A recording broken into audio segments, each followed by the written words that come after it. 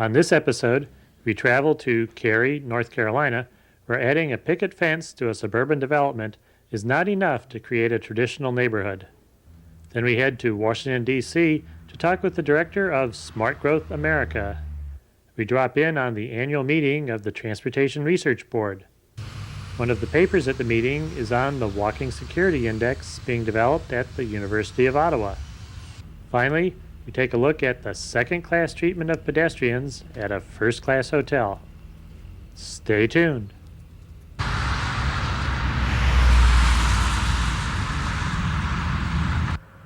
We're in Cary, North Carolina, talking with Stephen Goodridge, who's a member of the Planning and Zoning Board. What does a Planning and Zoning Board do? Well, we cover all the different issues that are in the public interest of land use and major site design that may affect the character of a community, and a little bit of transportation as well. Now, where would pedestrians fit into all that? Well, hopefully everywhere. That's our goal. As of recently, we've discovered that we're not just a rural community anymore. We're really becoming a metropolis. And as traffic volumes increase, you need to think a lot more seriously about accommodations for all types of travel, including pedestrians and cyclists. There's a relatively new neighborhood behind us, nice little white picket fence. Right. Is it a new urbanist neighborhood? Well, that's what it tries to be, at least in appearance. A lot of people have been missing the aesthetics of new urbanism, of traditional neighborhoods, I should say, and are looking for things that remind them of that type of character of older communities. New urbanism has also been pushed as a potential solution for transportation issues and access issues for pedestrians, because it brings destinations closer together and allows people to travel by more than just a car. However, with this neighborhood, what you see is we have the aesthetics of new urbanism. We have the aesthetics of that traditional neighborhood with small lots and easy proximity between buildings, but we don't have the mixed-use characteristics. We don't have proximity to things like shopping or work or schools. In fact, we actually have even worse isolation of the neighborhood because it's still being placed in a suburban street topology that has very strong isolation of uses. Where would you have to go from here to get to some stores or shopping? Well, what you'd have to do is cross over this earthen berm here and then walk down a road about a quarter mile, half a mile without any sidewalks on it, and then cross a large parking lot with no sidewalks in order to get to the movie theater or the grocery store and the other shops that are in that fairly traditional suburban strip mall. Now, what can a town like Cary do to keep this sort of thing from happening? Well, we have to look at new urbanism as being part of a functional goal of providing alternative modes of access. It's not just an aesthetic concept. The idea is to bring more intense land uses closer to one another in a sort of synergistic, symbiotic manner, not just in terms of the aesthetics of a particular pod of development. And so what would be more appropriate for a site like this, instead of putting it out in a rural area, to put it up against the side of a commercial development, or integrate it with other more urban types of land uses, as opposed to finding a place where residential development can occur and then trying to make it look urban.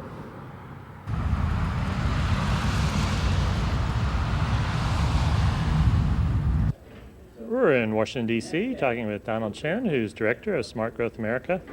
What is Smart Growth America? Smart Growth America is a Washington, D.C. based national coalition of organizations dedicated to smart growth. And we have about 60 members, and they range from groups working on community reinvestment to environmental groups. We also have a number of groups working on transportation as well. What is smart growth? Well, we defined it in a couple of different ways, but the most succinct definition is smart growth focuses reinvesting in existing communities. We are trying to curb sprawl, and we're trying to redirect subsidies that currently fund sprawl to benefiting places where people currently live today. You just released a poll. That's right. What do you ask people about? Well, we asked people about a variety of things, but the most interesting thing that we asked people about was whether or not they supported specific smart growth strategies. And these generally fall into three categories. One is community reinvestment, the second one is the preservation of open space, and the third is transportation. And we found that, for example, with regard to community reinvestment, 81% of people support creating tax incentives and low-interest loans so that investors can be encouraged to invest in neighborhoods that aren't doing so well economically. We also found that people favor establishing requirements in states so that every new housing development, every new subdivision has at least 15% affordable housing units. With regard to open space, people are willing to support creating no development zones around their cities and towns. That polled at 83% support. We also found that people want to establish tax breaks, or rather they want to spend taxpayer money to establish open space. With regard to transportation, the most interesting finding there was that 77% of people polled support the idea of establishing sidewalks, creating stop signs, promoting traffic calming, so that kids can walk to school more easily. Now let's take another look at that result. The question was, would they be willing to sacrifice some money for highways? That's right, that's right. So Yeah, what's the significance of that? Well, we posed the question as a trade-off.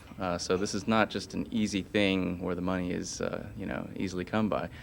We said, do you support spending more of your state's transportation budget to build sidewalks and provide stop signs and other measures to make it easier for kids to walk to school, even if that means less money for building new highways? And that was the question that got 77% support.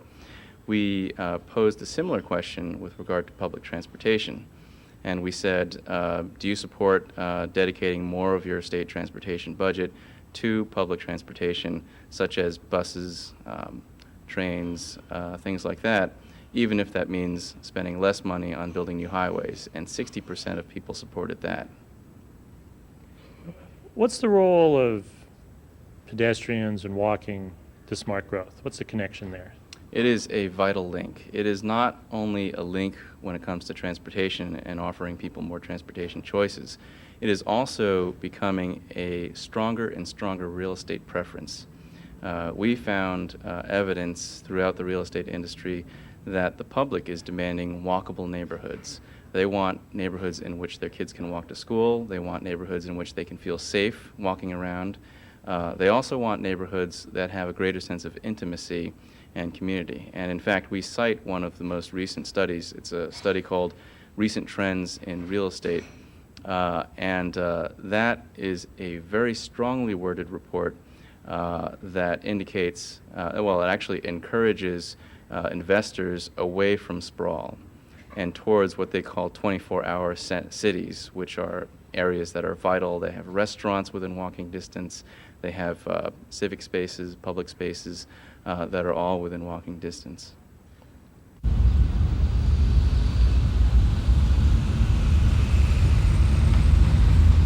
We're in Washington, D.C., talking with Rick Payne, who's the Transportation Safety Coordinator for the Transportation Research Board.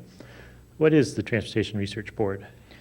Transportation Research Board, or TRB, is an organization that's part of the National Academy of Sciences. The National Academy was founded in 1864 when it was chartered by Congress to be an organization to give independent advice and counsel on scientific and technical and engineering matters to government. Now, TRB is one unit of the Academy, and our mission is to take research information from everywhere where we might find it, gather it, and disseminate it. Further, our charter is to encourage the development and performance of high-quality research in the area of transportation. Now, the things that we actually do have expanded quite a bit since that time.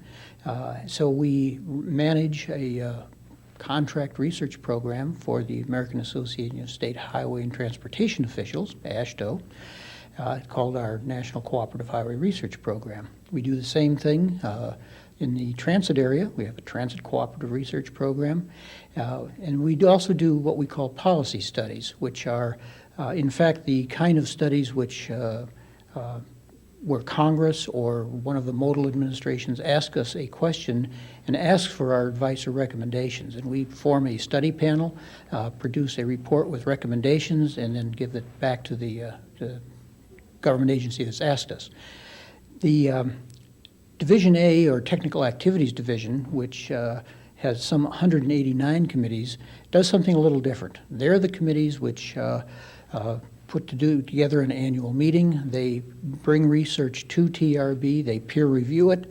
It is then disseminated both through our annual meeting and through our publications, specifically the Transportation Research Record, which is a peer-reviewed journal.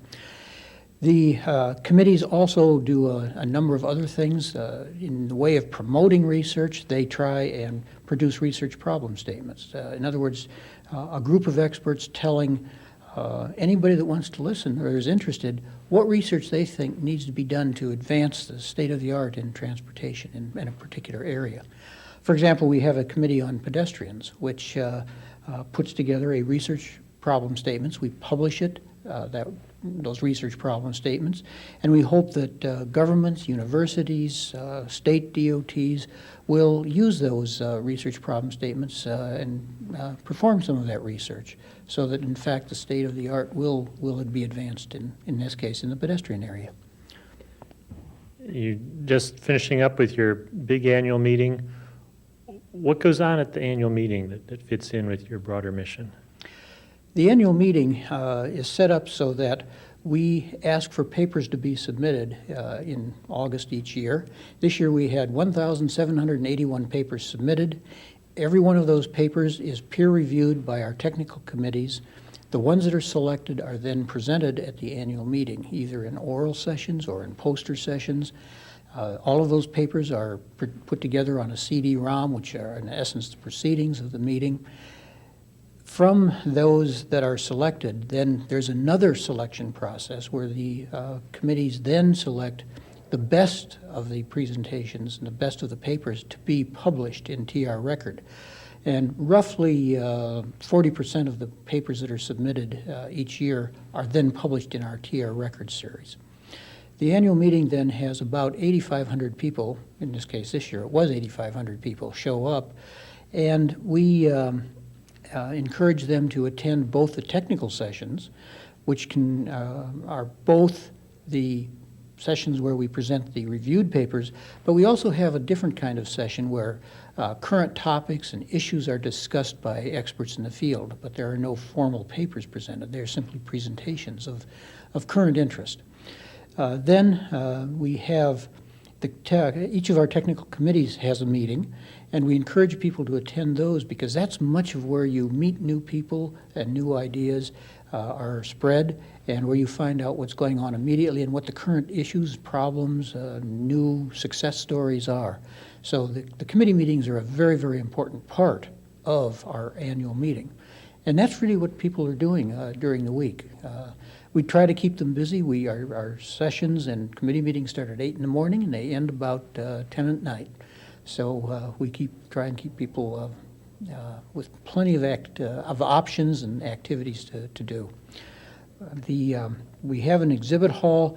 It is not a commercial exhibit hall, though. It is an exhibit of primarily our sponsors, who are federal modal administrations from the U.S. Department of Transportation, as well as state DOTs. And there are some other private industry associations which are sponsors, and those folks are the ones that set up exhibits and provide a very interesting and informative set of exhibits for attendees to come to.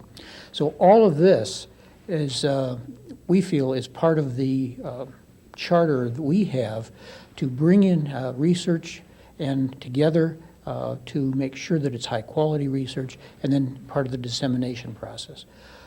We also believe that TRB annual meeting functions as a forum, in the sense that not only do we have 8,500 people here, but there are some 150 associated groups or other groups who we give space to so that they can have meetings at the same time, so that when people come to TRB, they don't just always attend TRB, but they may have other associations or professional organizations, that are also having smaller meetings at the same time, and they can attend those also.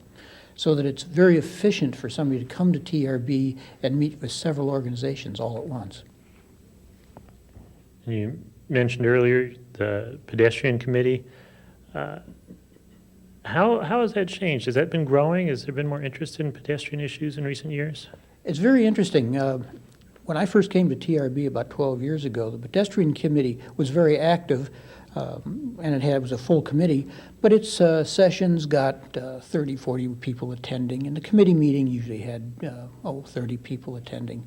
Now, most of the pedestrian technical sessions have anywhere from 80 to 120 people attending. The committee meetings range from 60 to 80 people attending. So just in general, the whole area has grown dramatically. We've seen far more interest. We've seen much more research in that area. And for example, there's an NCHRP project which is developing a new pedestrian guideline. Last night at the annual meeting, the Access Board announced their new proposed guidelines, ADA guidelines for on-street facilities at TRB. So those sorts of things didn't happen 10, 15 years ago. So in general, the whole area of pedestrians, bicycles, vulnerable road users, non-motorized transportation, that's grown dramatically in the last 10 years.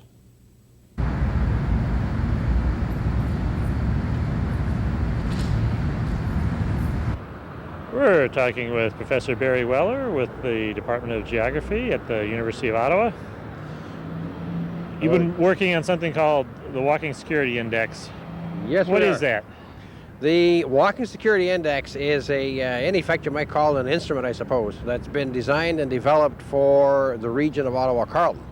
The region of Ottawa-Carleton, and now the city of Ottawa, as a result of amalgamation, put a very high priority on serving and promoting pedestrian travel.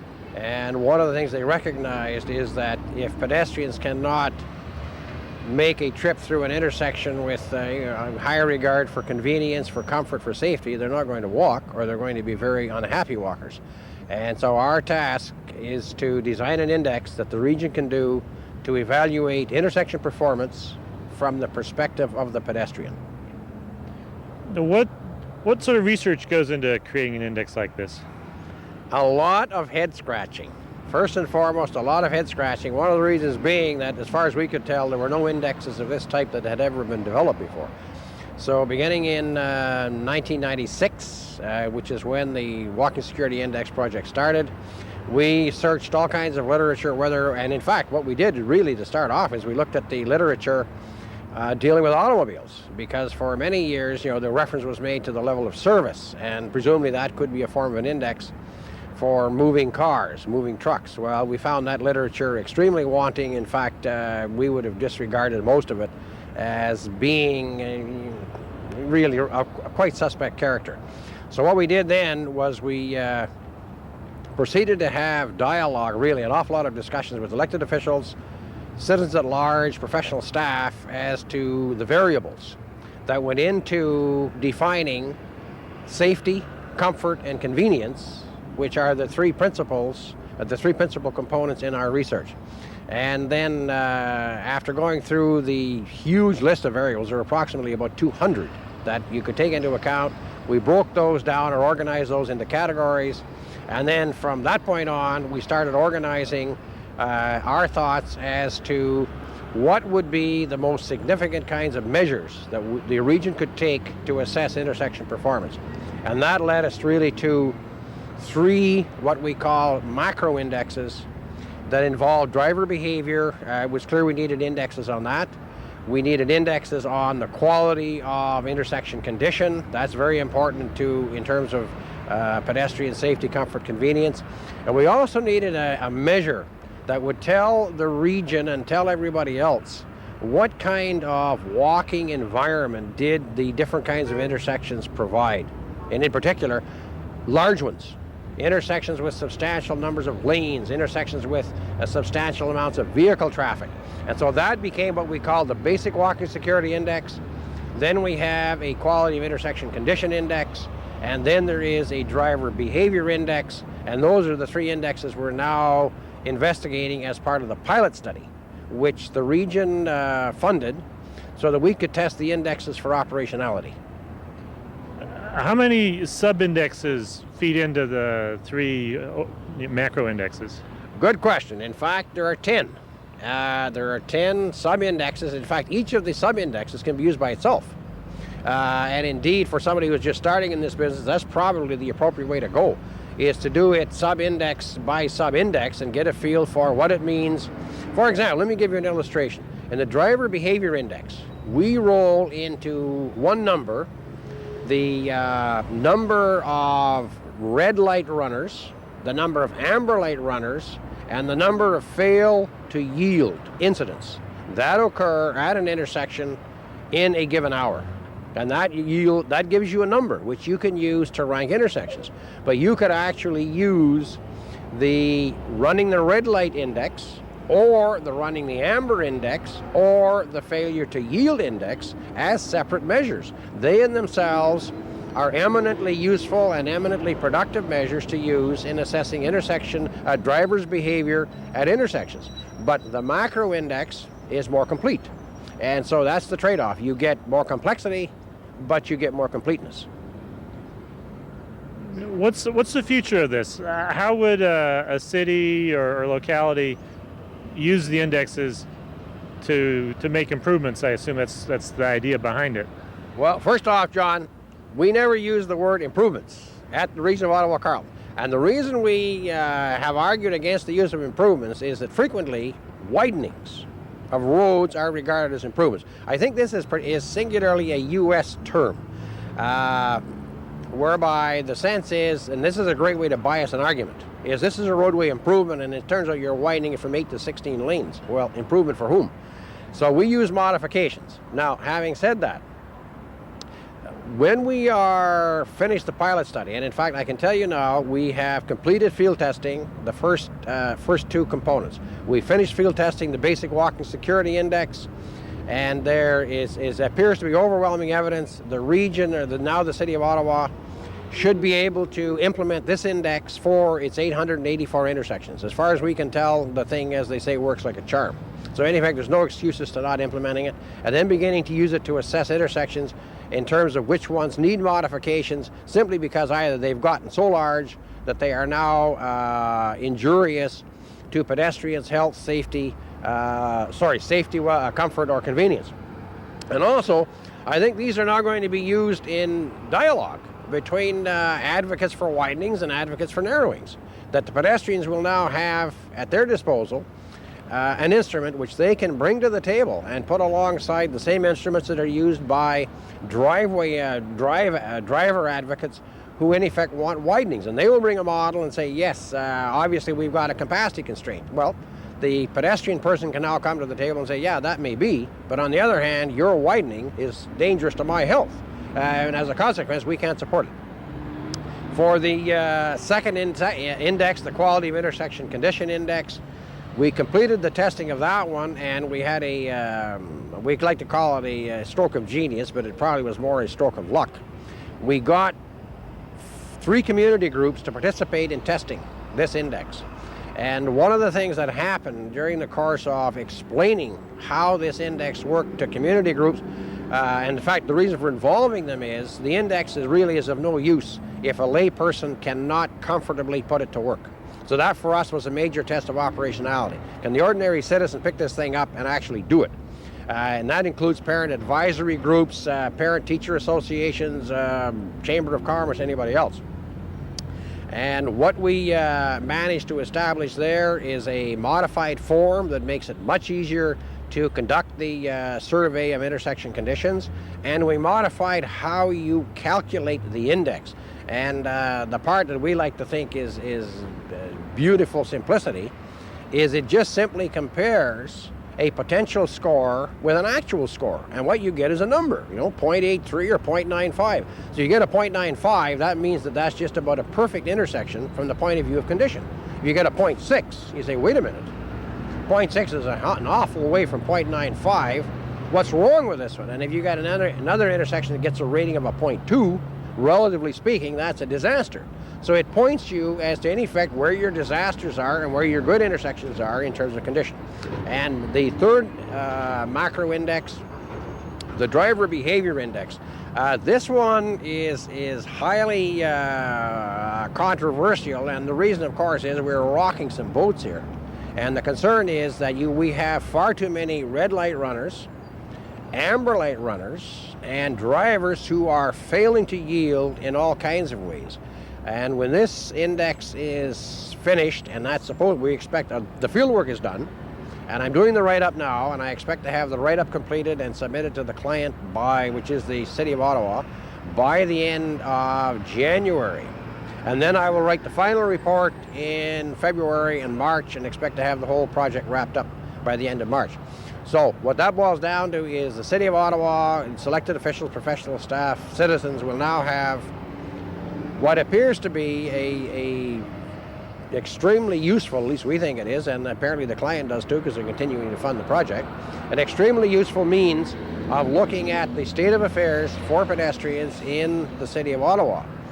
It appears that other municipalities that have similar kinds of interests or concerns about any of the topics that we've talked about here, my expectation is they can make full use of that, including, you could apply it to this intersection right behind us or intersection just about anywhere.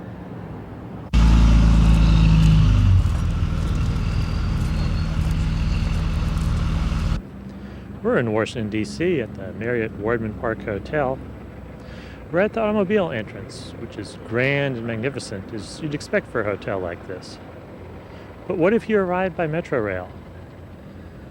When you got off at the subway stop, you'd be going in the other entrance. You'd walk along a narrow 4-foot sidewalk next to the service driveway. The sidewalk is too narrow, even for small numbers of pedestrians. It's totally inadequate for the large crowds you get when there's a conference going on here. You'd think, with all the effort they've spent renovating this hotel over the last decade, they would have come up with some way to treat their transit-using guests better than the second-class status they have now.